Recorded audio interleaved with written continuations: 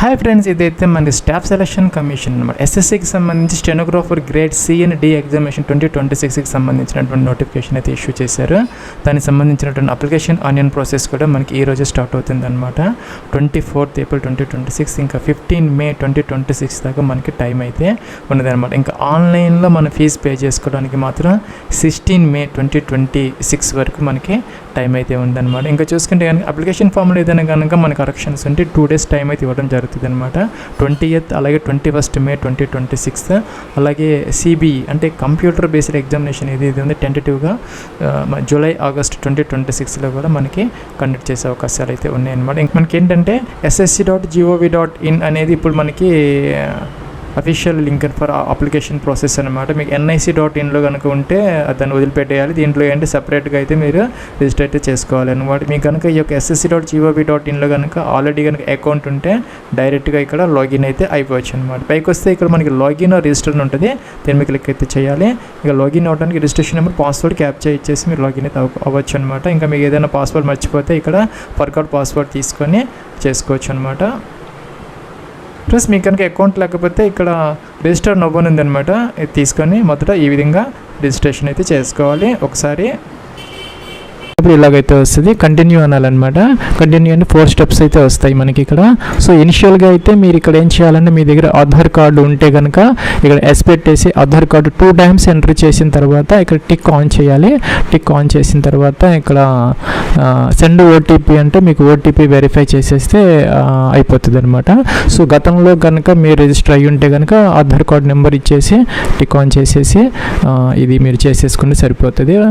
ఒకేసారి ప్రాసెస్ అనమాట. అలా చేసుకునడం వల్ల ఉపయోగం ఏంటంటే మీకు ఎగ్జామినేషన్కి ప్రాసెస్ రిక్రూట్మెంట్ ప్రాసెస్ అనేది ఈజీగా అయితే ఉంటుంది అనమాట. వెరిఫికేషన్ అనేది మీకు ఆధార్తో కాకుండా నోన్ పెట్టేసి మీరు కనుక చేసుకుంటే ఇక్కడ డాక్యుమెంట్స్ అన్నీ ఇచ్చారనమాట. ఇవన్నీ అప్లోడ్ చేయాల్సిన అవసరం అయితే ఉంటుంది. ఇవన్నీ కూడా వాళ్ళు వెరిఫికేషన్ అయితే చేస్తారనమాట ఎగ్జామినేషన్ సెంటర్లో. కాబట్టి మీరు 2 hours ముందైతే ఎగ్జామినేషన్ సెంటర్కి వెళ్ళాల్సిన అవసరం అయితే ఉంటుంది అనమాట. ఇక్కడ డాక్యుమెంట్స్ ఏం అప్లోడ్ చేయాలంటే మీరు ఆధార్ తీసుకోకపోతే నో పెడితే కనుక ఇక్కడ డాక్యుమెంట్స్ అని ఇచ్చారు. ప్లీజ్ అప్లోడ్ నేమ్ ప్రూఫ్ కోసం ఒక అప్లోడ్ చేయాలన్నమాట. ఆధార్ కార్డు కానీ, ఓటర్ ఐడి కానీ, పాన్ కార్డు కానీ, డ్రైవింగ్ లైసెన్స్ కానీ, గవర్నమెంట్ కార్డు కానీ ఏదైనా సరే.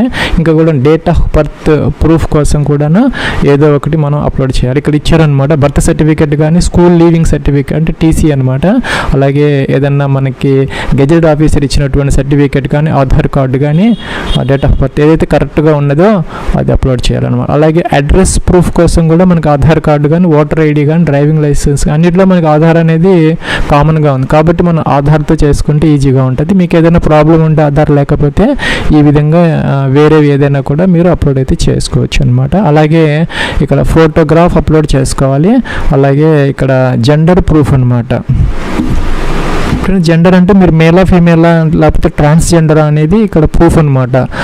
మనకి ఆధార్ కార్డులో కానీ, ఓటర్ ఐడిలో కానీ, బర్త్ సర్టిఫికేట్లో కానీ, టీసీ అన్నిట్లో ఉంటుంది అనమాట. మేలా ఫీమేలా ఏంటనేది అది కూడా ఏదో ఒక ప్రూఫ్ అయితే మనం ఒరిజినల్ స్కాన్ చేసి ఇక్కడ అప్లోడ్ అయితే చేసుకోవాలన్నమాట. మిగతా రిమైనింగ్ ప్రాసెస్ అనేది ఈ విధంగా అయితే మీరు ఈ యొక్క రిజిస్టర్ అయితే చేసుకుంటే మీకు రిజిస్ట్రేషన్ నెంబర్ అనేది వస్తుంది. క్యాండిడేట్స్ నేమ్ అనమాట. మీ యొక్క నేమ్ ఏదైతే ఉందో 10th class ప్రకారం ఈ యొక్క ఫుల్ నేమ్ ఇక్కడైతే మనం ఈ విధంగా ఎంటర్ అయితే చేసుకోవాలి.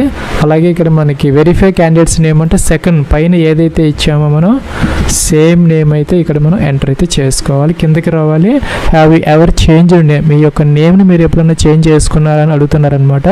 చేసుకొని ఉంటే కనుక ఎస్ పెట్టాలి.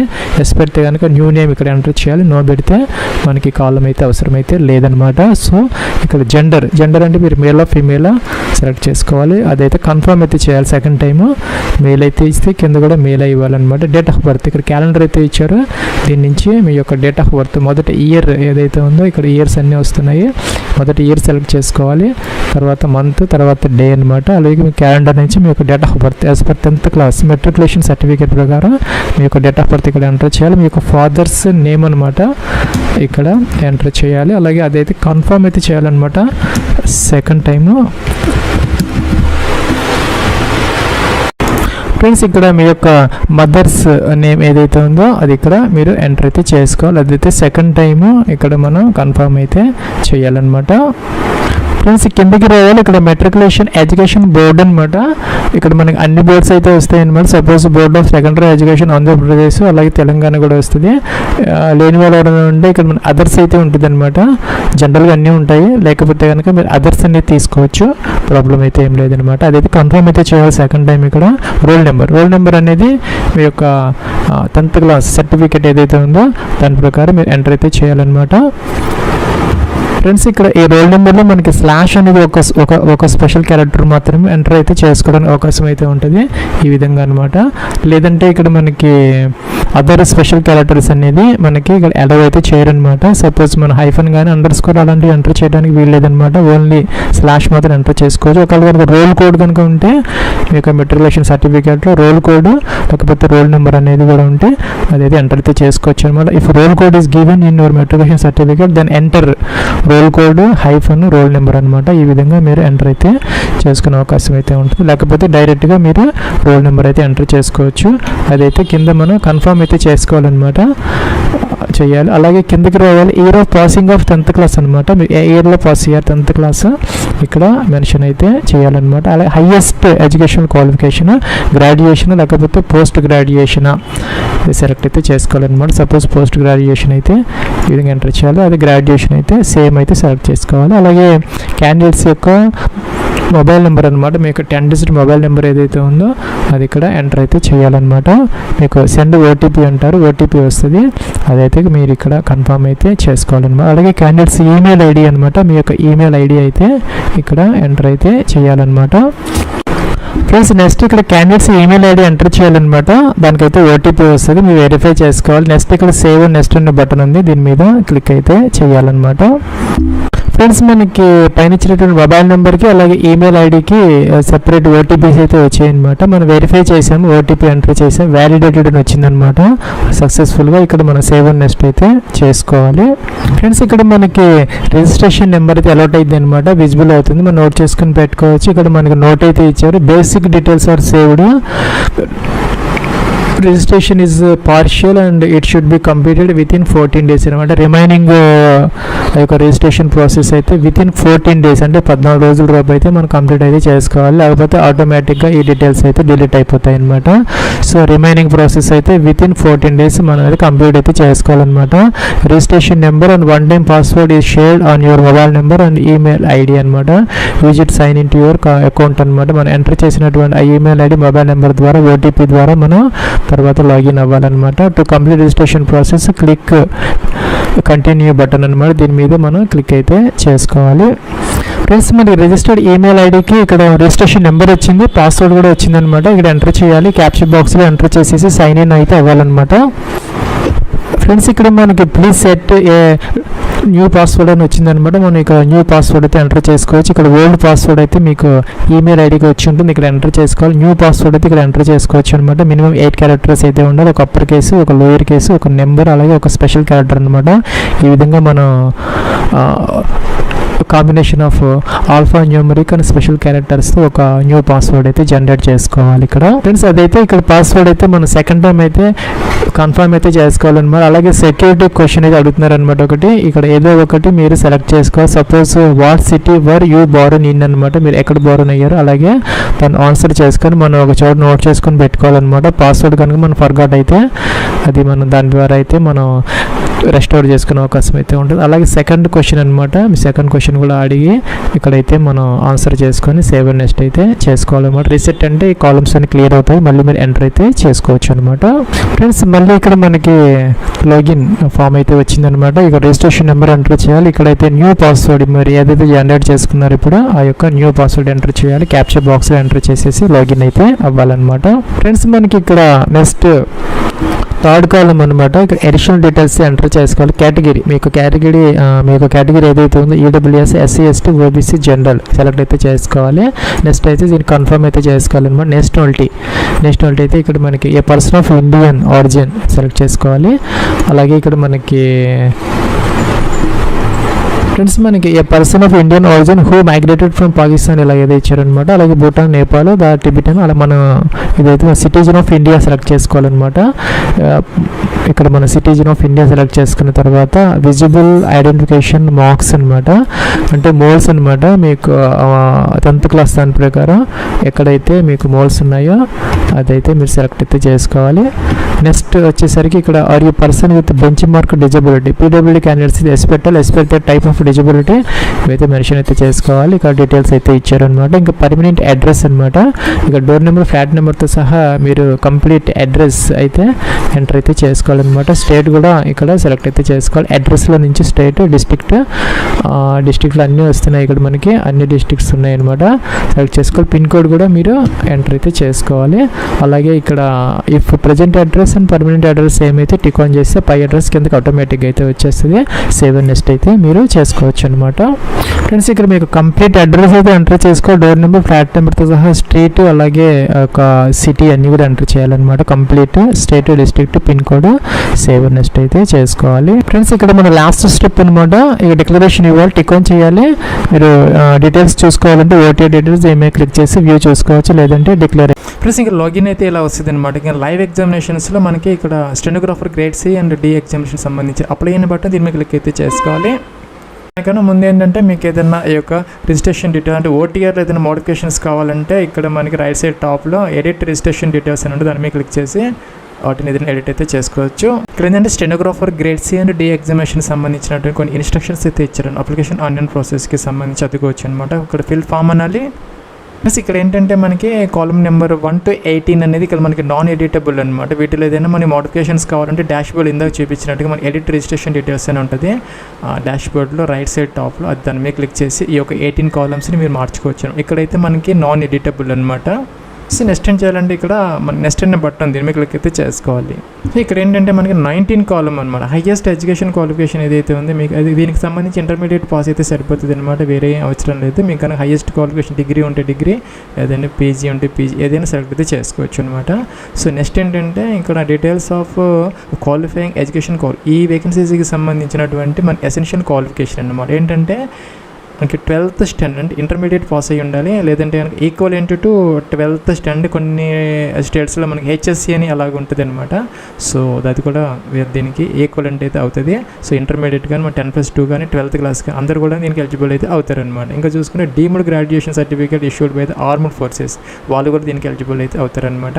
మనమైతే ఇక్కడ మన ఇంటర్మీడియట్ కాబట్టి మన 12th స్టాండర్డ్ సెలెక్ట్ అయితే చేసుకోవచ్చు అనమాట. ఇంకా ఈక్వల్ స్టేటస్ అంటే మనకి ఎసెన్షియల్ క్వాలిఫికేషన్ అనమాట. అదేంటి పాస్ లేకపోతే ఏపీఎల్. పాస్లో అయితే కనుక ఆ ఇయర్ అనేది మనం ఇక్కడ సెలెక్ట్ అయితే చేసుకోవాలి. లేదు ఈ సంవత్సరం ఏపీఎల్ అవుతామంటే 2026లో అప్పుడు ఏంటంటే మీకు ఇక్కడ 2026 అని ఒక ఆప్షన్ మాత్రమే వస్తే సెలెక్ట్ అయితే చేసుకోవచ్చు అనమాట.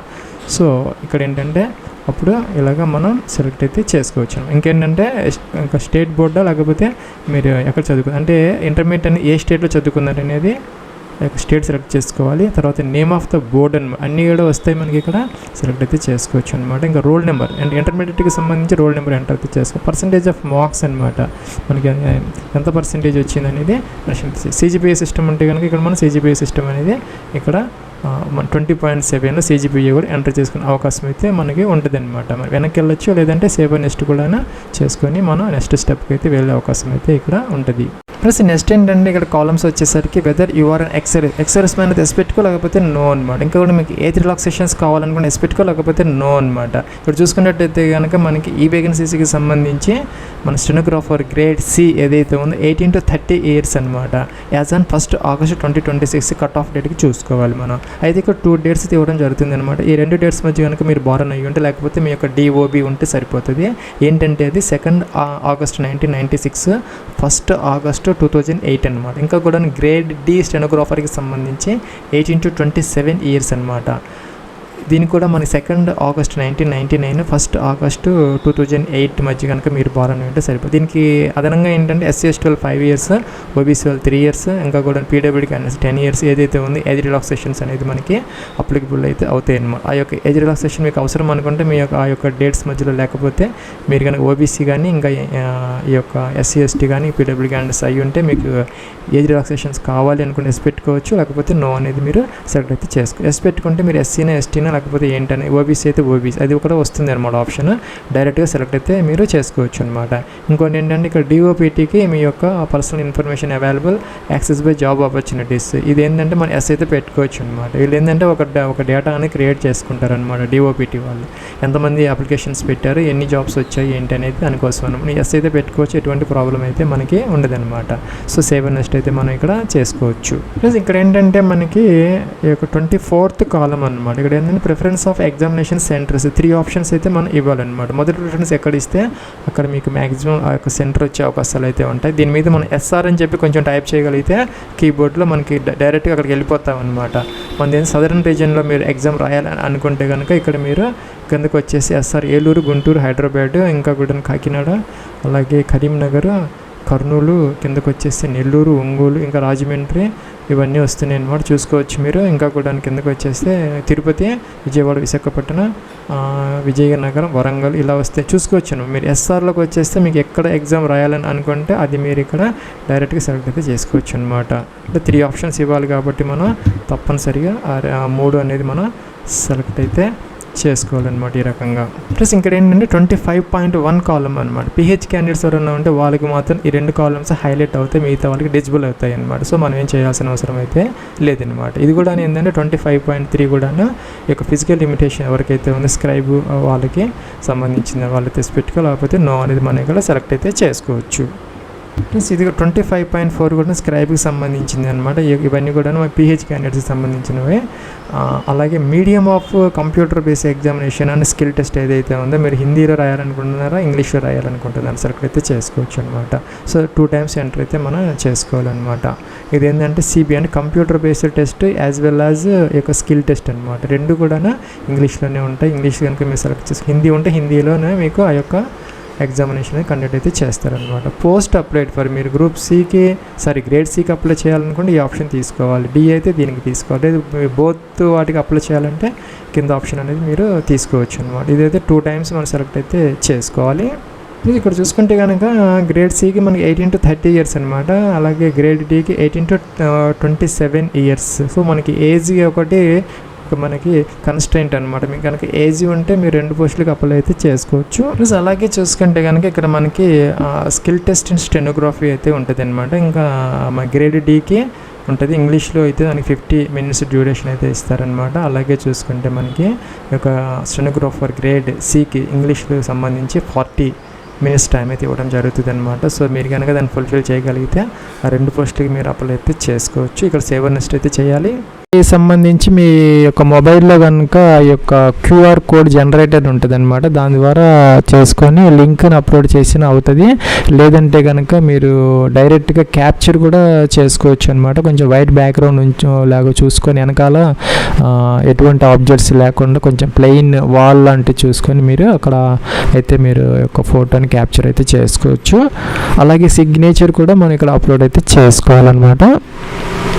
ఫ్రెండ్స్ మనకి ఒక ఎస్ఎస్సిది మొబైల్ యాప్ అయితే ఉందన్నమాట. మీరు యాప్ డౌన్లోడ్ చేసుకొని మొబైల్లో డాష్ బోర్డ్కి వెళ్ళిపోతే మై అప్లికేషన్ అని ఉంటుంది. అక్కడికి వెళ్ళిపోయిన తర్వాత కంటిన్యూ బటన్ అనేది ఉంటుంది అనమాట. రెస్పెక్ట్ ఎగ్జామ్ సపోజ్ ఇక్కడ ఫేస్ 13 సెలెక్షన్ కాబట్టి దాంట్లోకి వెళ్ళిపోయి మీరు సెలెక్ట్ చేసుకుంటే కనుక ఆధార్ ఆథెంటికేషన్ పేజ్ ఉంటుంది.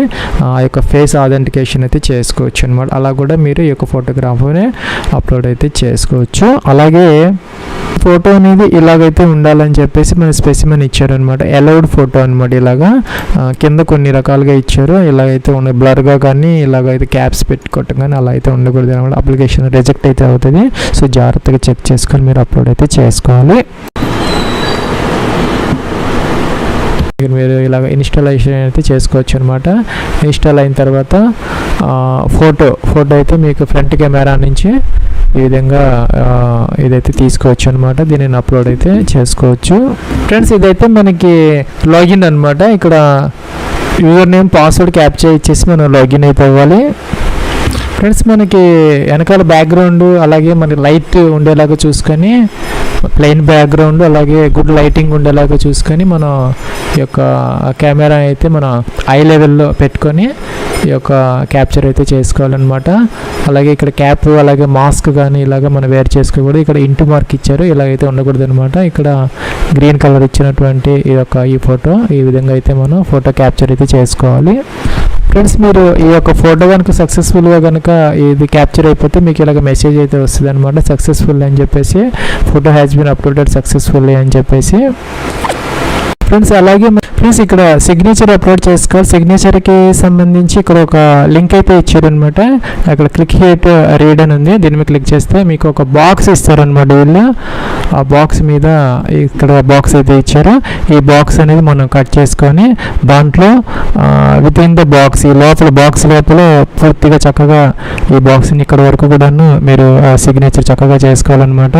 ఇక్కడ చిన్నగా చేయటం కాకుండా ఇక్కడ మొదలుపెట్టి ఇక్కడ దాకా చేసుకోవాలి. అంటే 80% అన్న మినిమం ఆక్యుపై అవ్వాలి సిగ్నేచర్ అనేది నీట్గా.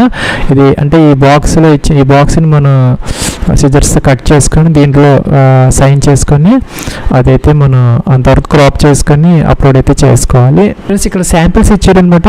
సపోజ్ ఇక్కడ బాక్స్లో ఇలాగ సైన్ చేసుకోవాలి. అలాగే ఇక్కడ రిజెక్టెడ్ సిగ్నేచర్స్ ఉన్నాయి, ఇలా చేయకూడదు అనమాట. ఇక్కడ చిన్నగా ఒక 3 ఇలాగా చేయటం కానీ ఇలాగా చేయకూడదు అనమాట.